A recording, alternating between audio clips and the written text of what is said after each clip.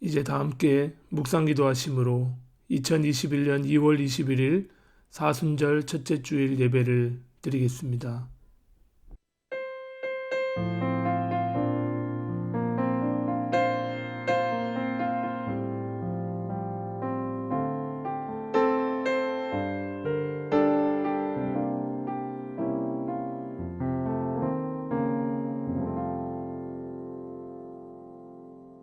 너희는 가만히 있어 내가 하나님 됨을 알지어다. 내가 문나라 중에서 높임을 받으리라. 내가 세계 중에서 높임을 받으리라. 만군의 여호와께서 우리와 함께 하시니 야곱의 하나님은 우리의 피난처시로다. 아멘. 우리의 피난처요 도움이신 주님, 이 시간 사순절 첫째 주일을 맞아 함께 예배하는 믿음의 공동체 위에 주님의 한없는 은총을 허락하옵소서. 예수님 이름으로 기도합니다. 아멘. 약할 때 강함 대신에 함께 찬양하겠습니다.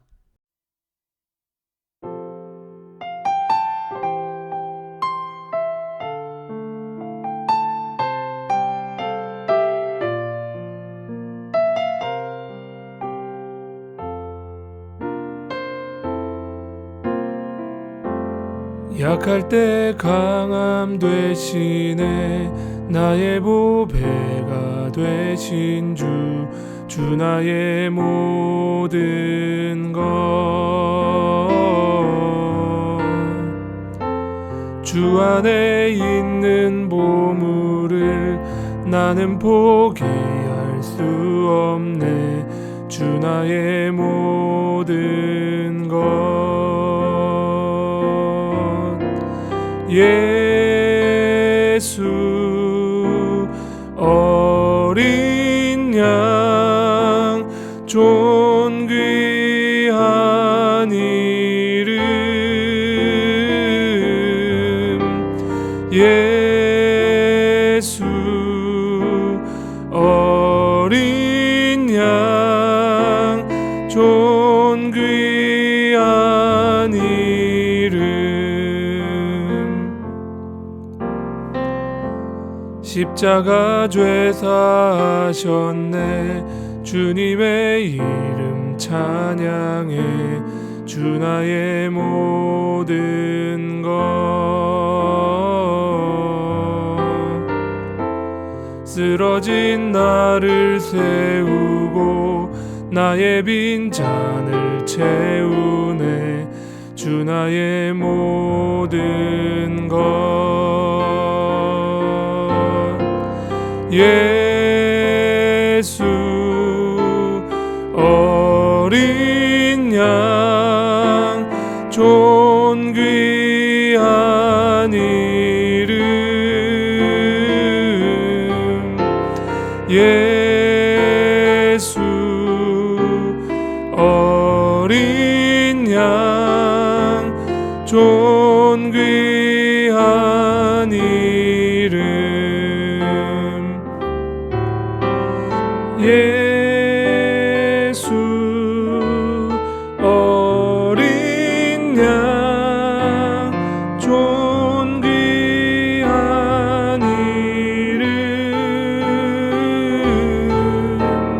예수 어린 양 존귀한 이름 존귀한 이름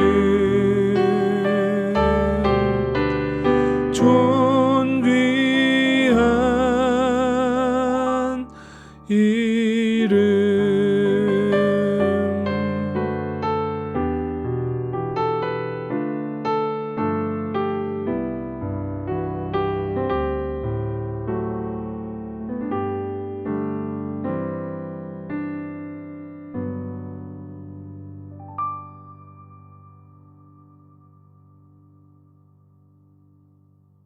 이 시간 사죄의 기도를 드립시다. 한 주간도 나 자신만 생각하며 살지 않았는지, 얼마나 하나님의 마음과 또 고통당하는 이 세상의 아픔의 소리에 귀를 기울였는지 돌아보며 사죄의 기도를 드립시다.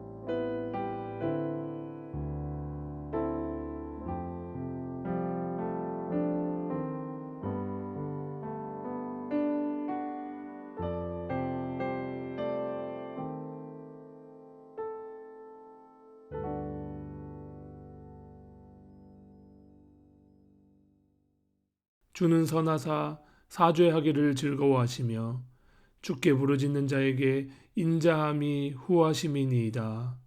아멘. 다 함께 사도신경으로 우리의 신앙을 고백하겠습니다. 나는 전능하신 아버지 하나님, 천지의 창조주를 믿습니다. 나는 그의 유일하신 아들 우리 주 예수 그리스도를 믿습니다. 그는 성령으로 잉태되어 동정녀 마리아에게서 나시고 본디오 빌라도에게 고난을 받아 십자가에 못 박혀 죽으시고 장사된 지 사흘 만에 죽은 자 가운데서 다시 살아나셨으며 하늘에 오르시어 전능하신 아버지 하나님 우편에 앉아 계시다가 거기로부터 살아있는 자와 죽은 자를 심판하러 오십니다. 나는 성령을 믿으며 거룩한 공교회와 성도의 교제와 죄를 용서받는 것과 몸의 부활과 영생을 믿습니다.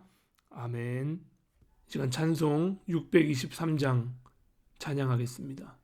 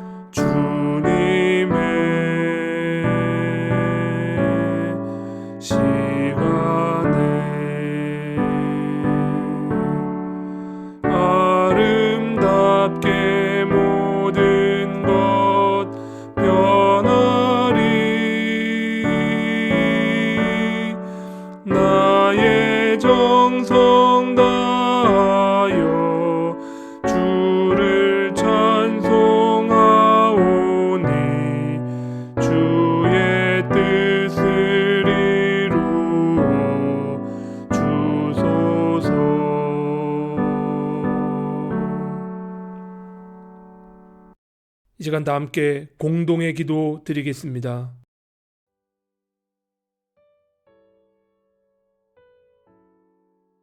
세상의 분쟁과 암투가 끝날 것 같지 않습니다.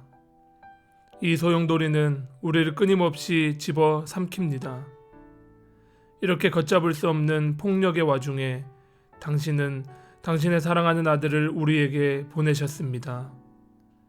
그리고 그는 도살장으로 끌려가는 어린 양처럼 침묵한 채 죽음을 맞이했습니다. 주님, 벗어날 수 없는 처지에 놓인 우리를 불쌍히 여기시고 우리의 삶 속에서 예수의 고난을 헤아릴 자리를 마련해 주소서. 아들을 통해 당신이 부르시는 고난에 동참하게 하소서.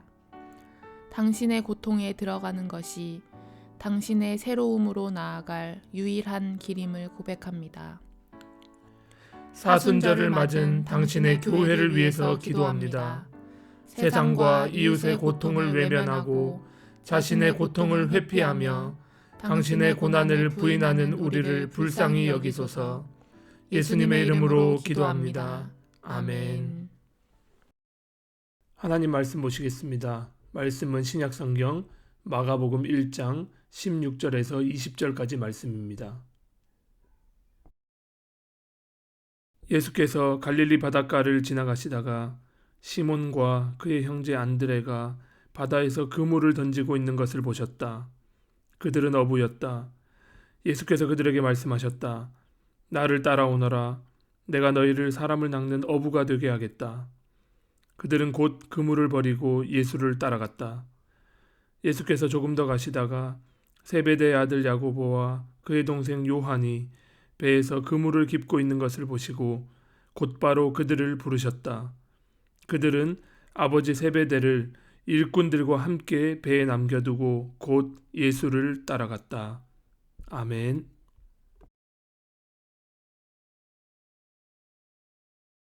안녕하세요, 성도 여러분. 한 주간도 어떻게 보내셨나요?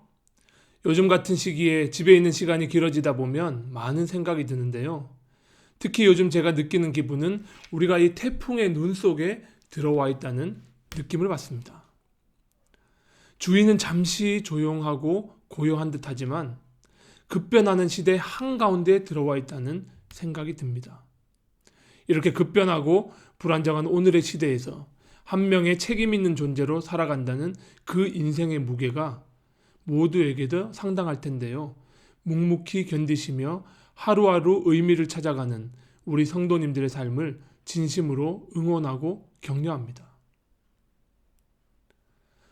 성경에는 예수님을 따랐던 많은 사람들의 이야기가 등장합니다. 오늘 우리가 읽은 본문은 그 중에서도 가장 대표적인 사람들의 이야기입니다. 오늘 본문은 간단하게 5절로 이루어져 있습니다. 너무 짤막해서 마가복음 1장을 그냥 읽으라고 하면 그냥 쑥 지나가는 이야기처럼 보입니다. 예수님이 제자들을 부르셨고 제자들이 예수님을 따라갔구나. 이 정도로 말이죠. 하지만 성경을 읽을 때 우리가 당시 시대 안에 한번 들어가서 내가 제자들의 위치에 한번 서 본다면 이 이야기는 우리에게 조금은 더 낯설게 들려올 것입니다.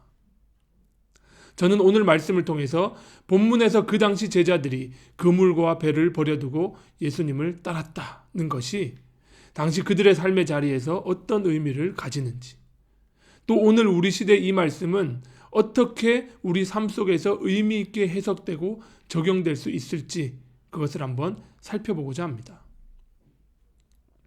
오늘 본문에서 예수님을 따라 나선 4명의 제자들의 직업은 어부였습니다. 어릴 적 교회에서 듣던 대부분의 설교에서는 당시 어부들은 배우지 못한 아주 가난한 사람들이었으며, 하지만 예수님을 믿고 똑똑해져서 설교도 하고 전도도 하는 아주 잘 나가는 선교사가 되었다, 이렇게 들어왔습니다. 하지만요, 실제로 고고학의 발굴과 그 당시 문헌에 따르면 예수님 당시 어부들은 그냥 가난한 사람들이 아니었습니다. 생선은 그 당시 그 사람들의 주식이었습니다. 우리에게 밥, 독일 사람들에게 감자처럼 말이죠. 이렇게 생선이 주식이었음에도 생선은 이 싱싱함을 계속 유지해야 했고, 또 항상 이 수요에 공급이 미치지 못했기 때문에 가격 또한 비싼 편이었습니다. 또 당시 어부들은 생선만 잡지 않았습니다. 먼 지역에 수출까지 해야 했기에 그것을 위해 그들은 생선을 소금에 절이거나 연기로 훈제하는 작업까지 해야 했습니다. 1세기 역사가였던 플루타르크에 따르면 로마에서 훈제한 생선 한 술의 가격이면 황소가 이끄는 100마리의 양의 가격과 맞먹는다라고 기록하고 있습니다. 무역까지 해야 했다면 당연히 당시 일반 서민들이 쓰는 아람어 외에도 헬라어를 잘 해야 했을 것으로 추정됩니다. 즉 배움에도 뒤처지지 않았다는 의미입니다. 거기에다 유대인들은 이방인들에게 물고기를 사 먹지 않았습니다. 신명기 14장 9절에서 10절 말씀, 물에서 사는 모든 것 가운데서 지느러미가 있고 비늘이 있는 물고기는 무엇이든지 당신들이 먹을 수 있습니다. 그러나 지느러미가 없고 비늘이 없는 것은 어떤 것이든지 당신들에게 부정한 것이니 당신들이 먹어서는 안 됩니다. 신명기 이 규정을 카슈로트라고 하는데요. 이 카슈로트를 지키기 위해서 유대인들은 이방인들이 아닌 베드로와 안드레, 야고보, 요한과 같은 유대인 어부들에게 물고기를 사 먹었기 때문에 이들은 이방인 어부들보다 수입이 많았을 것으로 추정됩니다. 또한 오늘 본문에 보시면 세베대 아들 야고보와 요한은 자신들의 아버지 외에도 배에서 일하는 일꾼들도 있었던 것으로 기록되어 있습니다. 이로 추정해보면 상당한 규모의 어업을 이들이 하고 있었던 것으로 보이고 돈도 그에 따라 많이 벌었던 것으로 추측할 수 있습니다. 자, 그랬던 그들이 예수님이 나를 따라오너라, 내가 너희를 사람을 낚는 어부가 되게 하리라 하고 하셨을 때 어떻게 그 모든 것을 버려두고 심지어 부모님, 아내와 가족까지 내버려 두면서 예수님을 따라 나선 것이었을까요? 도대체 그들이 예수님에게 무엇을 보았기에 모든 것을 버려두고 그분을 따라갔을까요? 1세기 당시 유대인들은 하나님의 백성, 즉 선택받은 민족이라는 자부심과 정체성을 가지고 있었습니다. 하지만 그들이 처한 현실은 반대로 로마의 황제의 통치를 받는 식민지 백성이었습니다. 황제의 은총으로 겨우 성전에서 예배는 드릴 수 있었지만 로마에 많은 세금을 바쳐야 했습니다. 즉 그들은 하나님의 백성이라는 이상적인 정체성과 로마의 식민지 백성이라는 현실적 처지 사이에서 늘 갈등하며 살았습니다. 다들 아시겠지만 현실과 이상의 거리가 멀수록 사는 게 힘들어지게 마련입니다. 이 당시 젊은 유대인 청년들은 저 현실과 이상 사이에서 어떻게 살아갈 것인지를 결정해야만 했습니다. 그들이 선택할 수 있는 길은 4가지 정도였던 것으로 추정이 되는데요. 당시 사두개파들과 같이 현실 세계에서 출세하고 잘 먹고 잘 사는 길을 선택해서 로마의 편에 설 것인지, 그렇지 않으면 세례 요한이 한때 몸담았던 것으로 추정되는 에세네파를 따라 세상을 등지고 광야로 들어가 은둔 공동체 생활을 할 것인지, 그것도 아니면 독립투사가 되어 가슴에 칼을 품고 민족의 반역자나 로마 관료들을 살해하는 이스카리옷, 즉 열심당이 될 것인지, 또 아니면 율법을 철저하게 지킴으로써 하나님의 백성의 정체성을 유지하면서 때를 기다려야만 했던 바리새인으로 살아갈지 말입니다. 이러한 틀은 이미 짜여 있는 듯 했습니다. 예수님의 제자들이 이 주어진 삶의 틀에서 답을 찾지 못했던 것 같습니다. 자, 그림을 같이 하나 보시겠습니다. 이 그림은 아르헨티나 작가인 호르헤 산타젤로의 부르심이라는 작품입니다. 예수님께서 제자들을 부르시는데 그림을 보시면 제자들은 액자 또는 아쿠아리움 같은 것에 갇혀 있는 것처럼 보입니다. 그들은 저 큰 아쿠아리움 속에서 열심히 노를 저어 앞으로 나가보려고 하지만 그들은 그 프레임 속에서 벗어나지 못합니다. 하지만 그들을 부르시는 예수님께서는 그 틀 바깥에서, 그 틀 밖으로 그들을 부르고 계십니다. 오늘 본문에 나온 예수님의 제자들은 나름 자신의 삶에서 열심히 노력해서 앞으로 잘 나가던 사람들이었습니다. 하지만 그들이 사는 삶의 질서는 여전히 로마의 황제가 세운 질서에 속한 방식, 그리고 종교 지도자들의 틀에 박힌 가르침 안에서 앞으로 갔다 뒤로 갔다 하는 삶의 연속이었습니다. 그들을 향해 예수님이 외치십니다. 밖으로 나오라고, 그 틀에서 나오라고 말입니다. 다른 이들이 그들이 지정해준 삶의 방식에서 나와서 하나님이 새롭게 열어가시는 새로운 질서 안으로 들어오라고 말입니다. 회개하라고 말입니다. 그들은 새로운 질서를 발견했습니다. 기존의 가치들이 이제 그들에게는 의미가 없어졌습니다. 세상의 통치자들과 종교 권력자들이 규정해준 삶의 틀에서 벗어나 이제 그들은 새로운 질서 안에서 살아갑니다. 남들보다 더 가지고 싶다는 욕망에서 자유하고, 하나님이 내려주신 일용할 양식에 감사하고, 자연을 통해 주신 하나님의 은총과 이웃들의 호의에 자신들의 삶을 맡겼습니다. 그들은 더 이상 성전이 아닌 길가에 핀 꽃 한 송이, 공중에 나는 새를 보며 그 안에서 하나님의 다스리심과 임재를 경험했습니다. 그들은 자신들의 삶의 자리에서 형제를 사랑하고 형제를 용서하는 그 행위 안에서 하나님의 사랑과 하나님의 용서를 경험했습니다. 그들은 아무것도 가지지 않았지만 모든 것을 가진 자들처럼 하나님의 통치를 전하고 다녔습니다. 이것이 진리를 만난 사람들의 삶의 자세요, 모습입니다. 우리가 잊지 말아야 할 것은 제자들이 예수님의 부르심에 모든 것을 버려두고 따르겠다고 결단한 그것이 결코 쉬운 일이 아니었다는 사실입니다. 그냥 신비주의가 일으킨 일시적 감정이 아니었습니다. 마태복음 19장에 예수님께 찾아와 영생을 질문했던 부자 청년을 한번 떠올려 보십시오. 예수님께서 네가 가진 모든 것을 팔아서 가난한 사람들에게 주고 나를 쫓으라고 말하자 그 청년은 근심하고 돌아갔습니다. 이와 같이 누구나 진리 앞에서 쉽게 결단하지는 못합니다. 하지만 제자들은 예수님 안에서 참된 진리와 새로운 삶의 방향을 발견했습니다. 밭에 감추인 보화를 발견하고는 자신의 모든 소유를 팔아 그 땅을 사는 사람처럼 말입니다. 이제 오늘 우리의 삶의 자리로 돌아와 봅시다. 내 삶의 가치와 방향은 누가 정해준 것인가요? 혹시 자본과 권력이 중심이 된 세상이 만들어낸 가치가 내 삶의 틀이 되어 있지는 않습니까? 남들이 그렇게 사니까, 다들 그렇게 사니까 나도 잘못하는 것은 아니겠지라고 묻어가려고 생각하고 있지는 않습니까? 자본주의, 물질 만능주의가 가져다주는 편리함이 혹시 이제 당연한 것처럼 여겨지지는 않습니까? 전문가들에 따르면요, 지구에 아주 잠시 내려앉는 햇빛만 이용해도 전 세계 사람들이 한 해 동안 사용하는 화석 연료보다 더 많은 에너지를 얻을 수 있다고 합니다.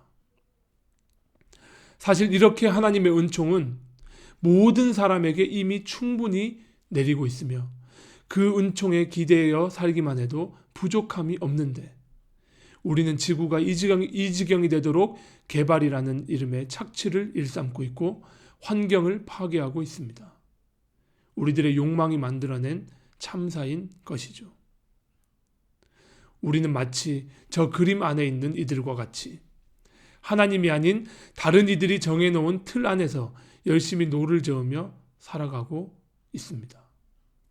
조금 앞서가는 사람도 있을 터이고 처져 있는 이들도 있을 테지만 저 틀에서 벗어나지 못하고 있습니다. 하지만 오늘 예수님께서는 우리를 저 틀 밖으로 부르고 계십니다. 나를 따라오너라. 내가 너희를 사람을 낚는 어부가 되게 하리라. 저 구절은 단순히 교회로 사람을 많이 전도하는 전도 일꾼이 되게 해주겠다는 이야기가 아닙니다. 욕망의 바다에서 허우적거리던 제자들을 참 인간이 마땅히 살아야 할 새로운 삶의 방식으로 건져내 주신 예수님께서 이제는 제자들을 통해 아직도 욕망의 바다에서 노예로 살고 있는 많은 이들을 하나님이 통치하시는 참 생명의 땅으로 건지게 해주겠다는 의미입니다. 우리 쾰른 한인교회는 코로나 위기의 시대에 사순절을 맞아 창조 세계의 보존을 위한 탄소 금식에 동참하고 있습니다. 물론 이것은 율법적으로 하는 것이 아니라 자발적으로 하는 것입니다. 이 탄소 금식이 일회성 행사가 되지 않기를 바랍니다. 나 이런 것도 하는 사람이야, 나 나름 의식 있는 사람이야 라는 자기 만족의 행위가 되지 않기를 바랍니다. 이 탄소 금식을 시작으로 욕망과 소비에 젖어 있는 나와 우리의 삶을 돌아보고 그 삶의 방식에서 돌아서는 출발점이 되기를 바랍니다. 회개의 시간이 되기를 바랍니다. 우리 공동체가 추구하는 것은 기름 넘치는 종교 행사가 아닙니다. 우리는 진실한 회개와 그에 따른 삶의 변화가 따르는 공동체를 추구합니다. 수만 명, 수십만 명이 모여도 자기들의 집단과 종교적 행사에 그치는 크지만 작은 교회가 있는가 하면 두세 사람이 모여도 하나님의 피조 세계의 모든 아픔과 함께 연대하는 작지만 큰 교회가 있습니다. 우리 공동체가 그런 작지만 큰 공동체였으면 좋겠습니다. 우리 교회 홈페이지에 들어가시면 교회 슬로건이 이렇게 적혀 있습니다. 작지만 커다란 발걸음. 우리 교회는 아직 작고 제대로 갖춰지지도 않은 공동체입니다. 하지만 우리가 내딛는 이 발걸음은 비록 작지만 하나님이 만드신 피조 세계를 함께 품고 내딛는 커다란 발걸음입니다. 기존의 삶의 방식을 버리고 나를 따르라는 주님의 부르심이 오늘 우리들에게도 동일하게 들려질 때 뒤돌아보지 않고 그물을 버려두고 예수님을 따랐던 제자들처럼 즉각 결단하고 우리의 삶의 방식을 바꿈으로써 응답하는 우리 성도님들이 다 되실 수 있기를 주님의 이름으로 축원합니다. 기도하겠습니다. 기존의 삶의 방식과 틀에서 나와 하나님의 은총에 너희들의 삶을 맡겨라. 나를 따르라. 내가 너희를 사람을 낚는 어부가 되게 하리라. 이렇게 오늘도 우리를 부르고 계시는 주님, 그 음성에 우리가 그물을 내려놓고 즉각 결단하는 믿음의 자녀, 믿음의 공동체가 되게 하여 주옵소서. 힘들고 어렵지만 또 우리는 보잘것없지만 우리의 이 작은 발걸음이 하나님의 피조 세계를 다시금 소생하게 하고 회복하게 하는 커다란 발걸음이 되게 하옵소서. 사순절을 맞아 우리의 죄를 위해 고난을 당하신 주님을 기억하고 더 나아가 우리의 죄로 인해 고통당하고 있는 피조 세계의 아픔을 기억하게 하옵소서. 예수님 이름으로 기도합니다. 아멘. 주신 말씀 생각하며 성도의 노래 찬양하겠습니다.